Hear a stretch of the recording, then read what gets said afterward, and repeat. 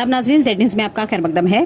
आज bar association पूंछ के मेंबरान ने इंतजामिया से अपील की कि वो गैर कानूनी कानकनी पर रोक लगाएं, जिसकी वजह से नदी में गहरे गड्ढे बन जाते हैं और उनमें पानी भर जाता है, जिससे इंसानी जानें जा रही हैं। और वालिदैन पर जोर दिया कि वो अपने बच्चों की निगरानी करें और इंतजामिया के साथ ताउन करें। आगे देखिए हमारे नुमाइंदा जहांगीर अहमद की ये रिपोर्ट। इस वक्त हमारे साथ मौजूद हैं एडवोकेट ताहिर महमूद। सर बताएंगे अभी प्रेस वार्ता इसका क्या मकसद है? हाँ, आज की हमारी जो प्रेस कॉन्फ्रेंस है ये इलीगल माइनिंग के ऊपर है। इससे पहले भी हम इसके ऊपर बोल चुके हैं, क्योंकि ये जितने भी दरिया के नज़दीक इस वक्त भी आप देख सकते हैं कि इलीगल माइनिंग का काम चल रहा है, जेसीबी लगे हुए हैं।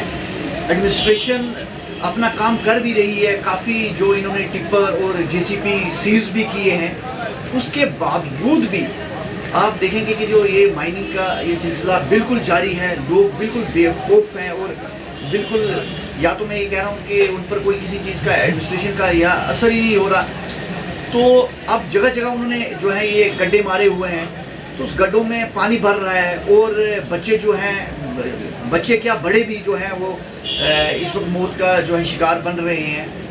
तो ये मेरी ख़ास करके मैं तो एडमिनिस्ट्रेशन का भी तो इसमें रोल है, और लेकिन उससे पहले मैं ये कह रहा हूँ कि ये 2 साल से हमने देखा है जितने भी ये जो इस वक्त जो बच्चे डूब के मरे हैं, तकरीबन उनमें जो स्ट्रेंथ ज़्यादा जो है बच्चों की है।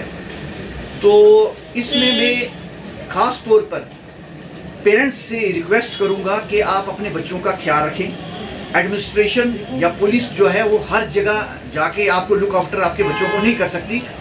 As a citizen of this country हमारी ये रिस्पॉन्सिबिलिटी बनती है कि हम अपने बच्चों पर निगाह रखें, नज़र रखें, वो कहाँ जा रहे हैं, क्या कर रहे हैं।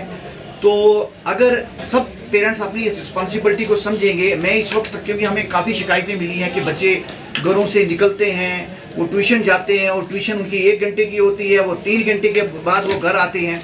तो ये जो और हमारे इन दिनों में जो पिछले साल भी जो इंसिडेंट हुआ, वो बच्चा भी ट्यूशन आया हुआ था, 1-2 बजे उसकी ट्यूशन थी और 5-6 बजे पेरेंट्स को पता लगता है कि वो डूब गया है। तो ये परसों का जो इंसिडेंट हुआ ये भी ऐसे ही था। तो ये मेरी ख़ास तौर पे पेरेंट्स से भी एक रिक्वेस्ट है कि कम से कम अपने बच्चों पर निगाह रखें, नज़र रखें, बच्चे कहाँ जा रहे हैं, क्या कर रहे हैं। तो और हमारी सोसाइटी की भी रिस्पॉन्सिबिलिटी है कि आप अगर अपने बच्चों पर नज़र रखते हो, औरों के बच्चों पर भी नज़र रखें, उन तक भी बात पहुँचाएँ कि आपके बच्चे जो है वो बाहर निकले हुए हैं, काफ़ी देर से इधर हैं, ये अंदर क्यों नहीं है ये। तो ये एक तालमेल होना चाहिए, पब्लिक और एडमिनिस्ट्रेशन का एक तालमेल होना चाहिए।